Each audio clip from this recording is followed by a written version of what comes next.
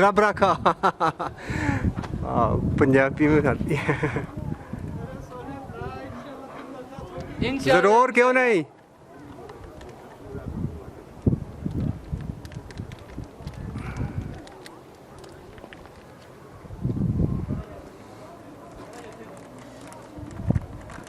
کمال جگہ ہے نا.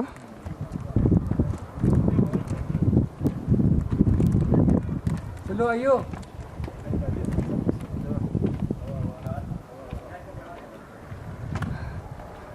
الٹر پیک التر ہم سمجھ شاید.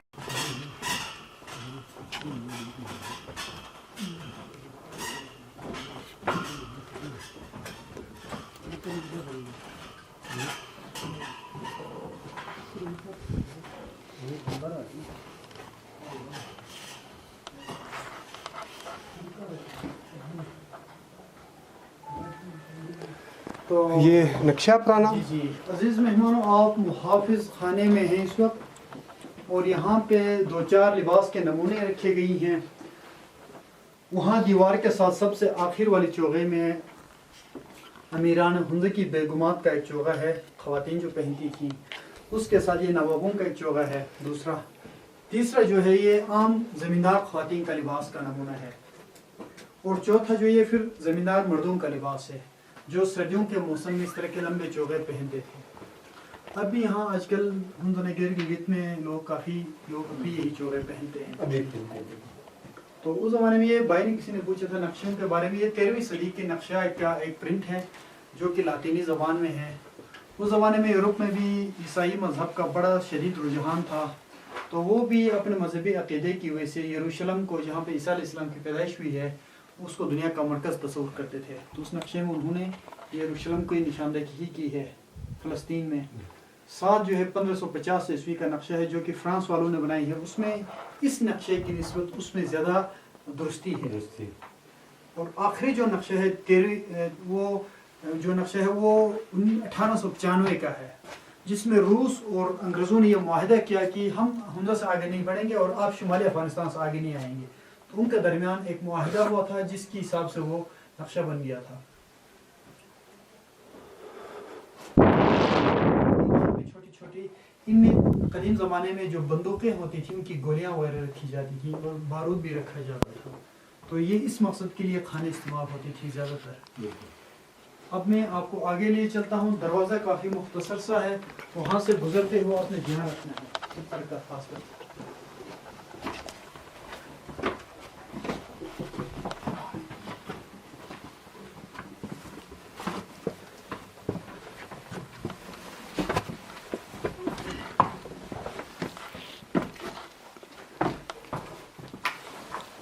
تو معزز مہمانوں، آپ اس قلعے کے مخصوص گھر میں ہیں جو بہت اہم راز کی کوئی بات ہو یا کوئی منصوبہ بندی کرنی ہو تو یہاں اکٹھے ہوتے تھے. ہر کسی کو اجازت نہیں تھی. اس زمانے میں دستور یہ تھا سونے چاندی کو زمین کے اندر دفناتے تھے. تو وہ ایک چیمبر بنا کر وہ اسی مقصد کے لیے استعمال ہوتی تھی. جب حمزہ پر انگریزوں نے قبضہ کیا تو مفروض جو حکمران تھے میر صفدر خان صاحب، وہ اپنے ساتھ جو بھی سونے چاندی تھی وہ لے کے گئے تھے یہاں سے. یہ خالی پڑی تھی. تو انگریزوں کو اتنا کچھ نہیں ملا تھا جو کہ وہ توقع کر رہے تھے یہاں پہ. جی وہ سونا چاندی سال لے گئے تھے. جی جی صحیح. واو، واپس اسی جگہ پہ. ہاں، یہ جو بندوقوں میں سے ایک جس کو انگلش میں مسکٹ کہتے ہیں، اس کو چلانے کے لیے آپ ذرا نزدیک آ جائیں. اس کو چلانے کے لیے گھروں میں ہی بارود بناتے تھے، گولیاں بھی خود بناتے تھے. تو یہ بہت کارگر بندوق ہوتی تھی کسی زمانے میں. لیکن جب بولٹ ایکشن والے رائفل آ گئے تو ان کی پھر اہمیت اتنی نہیں رہی. تیر و کمان ماضی کا. یہ سب کچھ قلعے میں سے ملا. نہیں، گھروں سے دی ہے لوگوں نے. اچھا. قلعے میں صرف بہت کم چیزیں رہ گئی تھیں، زیادہ نہیں تھی. بہت کم چیزیں رہ گئی.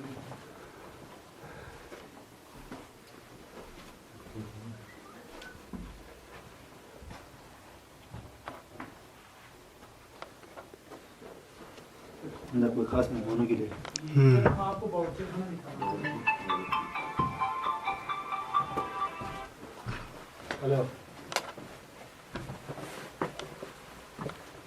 تو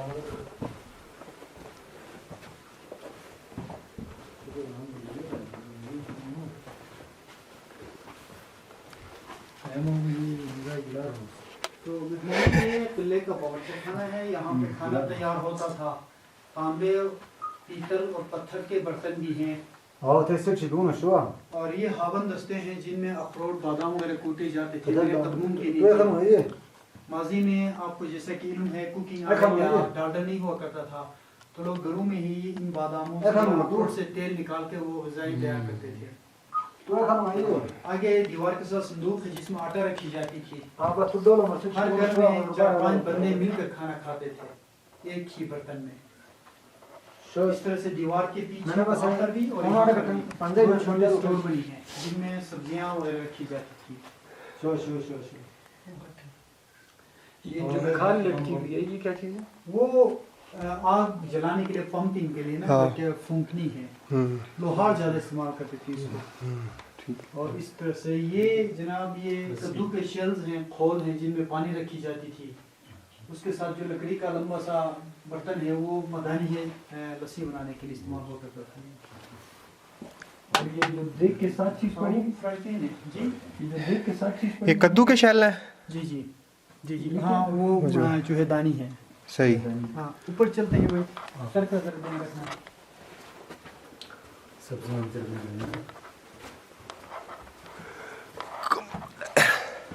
اس کو بڑے مہینہ رکھتی تھی.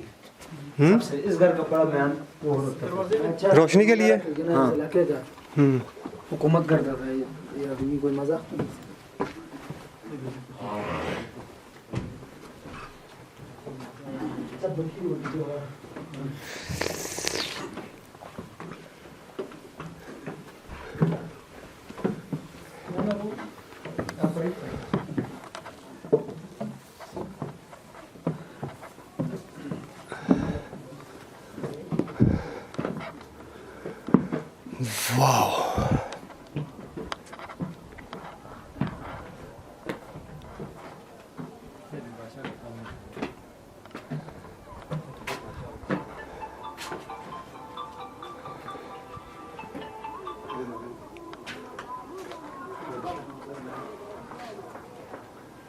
جی مہمانان گرامی یہاں پہ دربار ہے یہ. اور گرمیوں کے موسم میں یہاں صلح مشورہ ہوتا تھا امیران حمزہ کا آپس میں. موسم کی خرابی ہو گرمی کی شدت ہو یا بارش ہو رہی ہو اور سردیوں میں برفباری کے دنوں میں پھر اندرونی دربار چلے جاتے تھے. تو یہ وہ دربار عام ہے. یہاں تخت رکھی گئی ہے جس کو مرمت کروا کے رکھا گیا تھوڑا بہت ٹوٹ چکا ہے. اس لیے میں آپ سے معذرت چاہتا ہوں اس پہ بیٹھنے سے. نہیں بیٹھنا تو چاہیے بھی نہیں خیر چیز خراب ہو جاتی ہے.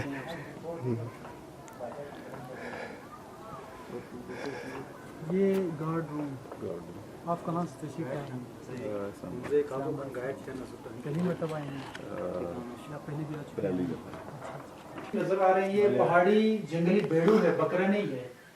اس کو آپ جانتے ہیں مارکو پولو شیپ کہتے ہیں. یہ دنیا کی انڈینجر سپیشیز یعنی جو خطرے کی زد میں ہیں یہ بہت کم رہ گئی ہیں. یہ والی جی یہ اصل میں ان کا وطن تاجکستان شمالی افغانستان ہے. وہاں سے 1-2 مائگریٹ کر کے نا پاکستان آتے ہیں. تو یہ خنجراب کے ایک نالے میں کوئی 50-60 ابھی موجود ہیں زندہ بالکل چلتے ہیں وہاں پہ. اس کو گوشت کھا کر سی بھر دی ہے. صحیح. تو امیر غضنفر صاحب ہیں جنہوں نے یہ قلعہ وقف کیا ہے اور یہ MNA ہیں ابھی. اور ان کی بیگم صاحبہ ہیں رانی عتیقہ غضنفر. ان کا بڑا بیٹا سلیم صاحب. یہ عتیقہ یہی ہے نا. ہاں رانی صاحبہ یہی. رانی صاحبہ آپ جانتے ہیں ان کو؟ جانتے نہیں ہیں پہلی بار. اچھا نام سنا ہے. نام سنا ہے. دیکھا نہیں آپ نے؟ دیکھا نہیں. چلو. اور اس کے علاوہ یہ پرنس کریم آغا خان جنہوں نے قلعے کا کام کروایا. ان کے دادا سر سلطان محمد شاہ, ان کے والد شاہ علی شاہ, پھر شاہ حسن علی شاہ. تو ان کا اوریجن جو ہے یہ عرب مولا مرتضی علی کرم اللہ وجہہ کے دوسرے صاحبزادے شہید کربلا امام حسین اسلام کے سلسلے نسب سے یہ ہیں.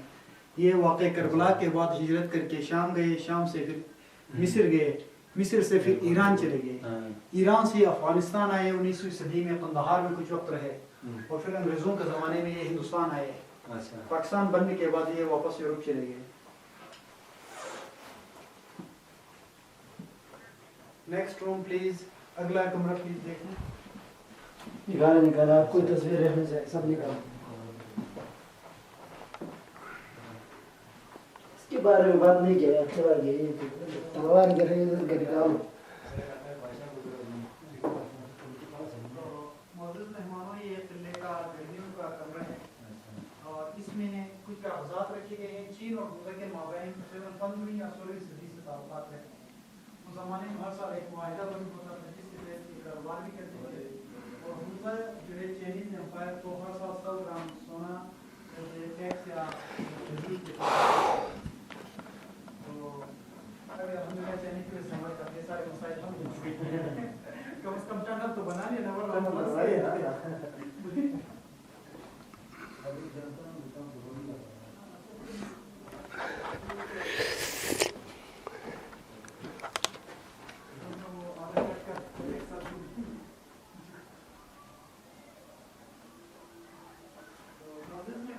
बालकनी भी 1891 के बाद जमाने में इसमें इजाफा हुआ, शीशे का काम और इस तरह से जो खूबसूरत बंदूक देखी, ये तकरीबन 1 किलोमीटर तक इसका गोली पहुंच सकता है।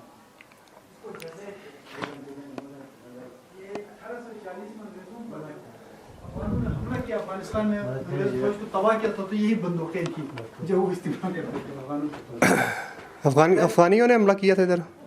मैं अफगानिस्तान की बात करता हूँ, जहाँ हमजा में भी चलती थी ये।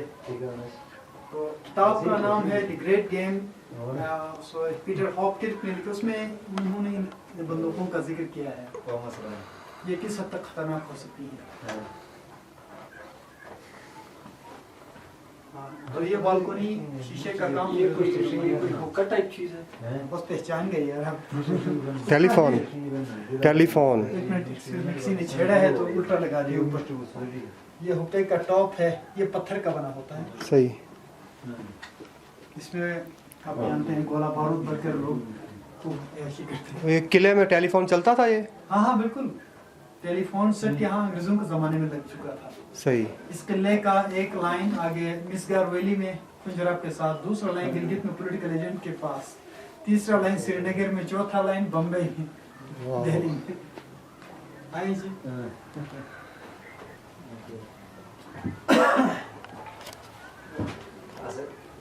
ऐसे इलाका और वो खाना अच्छा पुणे रहते हैं ना, सब करना और कमरा भी और के सजादी खाना सजादी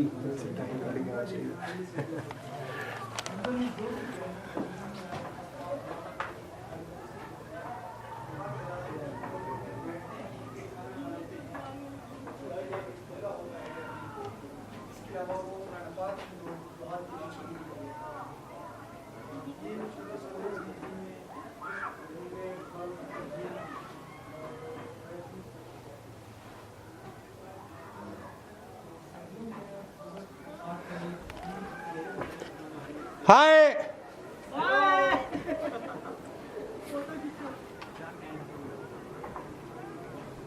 और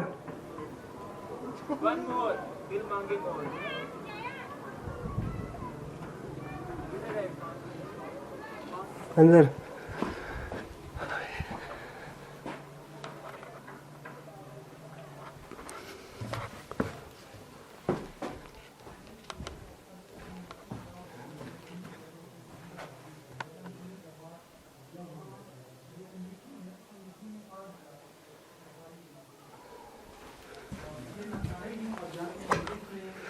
खेली जाती है अब भी, तो ये नक्कारे अक्सर बजाते हैं बड़े जोरदार तरीके से।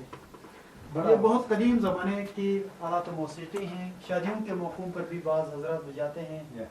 चीन के कागज़ के नोट हैं जो ज़माने में सिंक्यांग में चलती थी। हाँ, सिंक्यांग, वाव। और यहाँ के घरों में सूप बनाने का बड़ा रिवाज रहा है।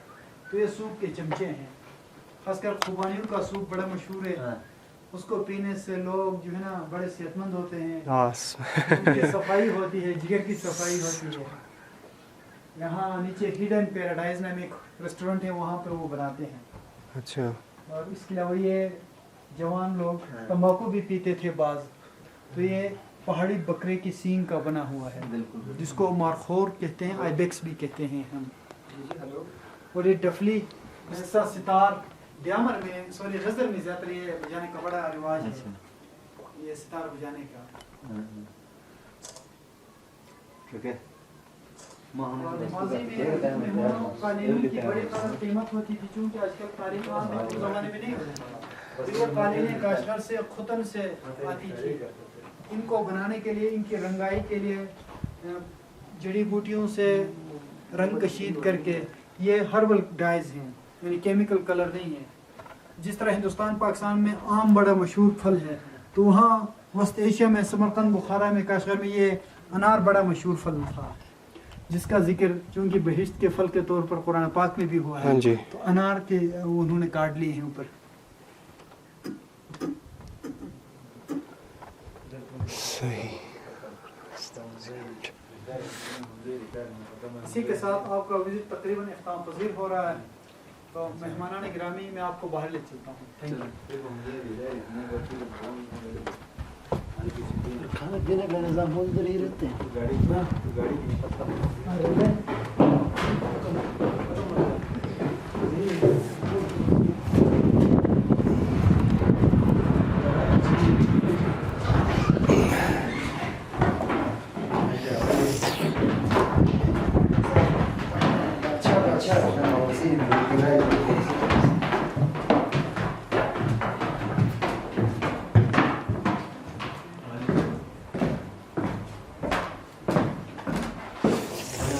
Thank you nice to meet you اچھا جناب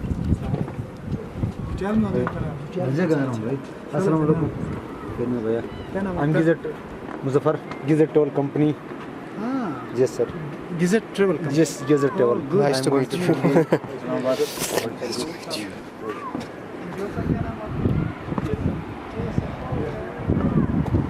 Hello.